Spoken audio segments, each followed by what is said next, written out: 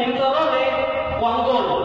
Tama? So, kung may goal ka, halimbawa may goal ka sa isang buwan, ang goal mo is makadirect ng 20 na Nigeria. Dapat goal mo talaga yun. Hindi goal yung more leaders in Nigeria, more direct in Nigeria. Hindi po yung goal. Ang goal mo, kailangan meron kang target. Tama? So, goal mo kasi buwan-buwan, makadirect ng 20 Nigerians. At nahihigit ko po yan buwan-buwan. Okay? Kapag ang goal mo, kumita ka ng 50,000 buwan-buwan, iba yung may goal ka sa walang goal.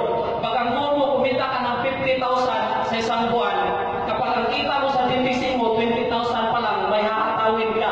Kumita ng 70. Kaso kinulang. November, umabot ako ng 70. October, umabot ko ako ng 70. Nahit ko po yung goal ko, bumaba ng November. Kaya hinit ko po yung 80,000 this month. And good news po, halos na nangati yung sobra.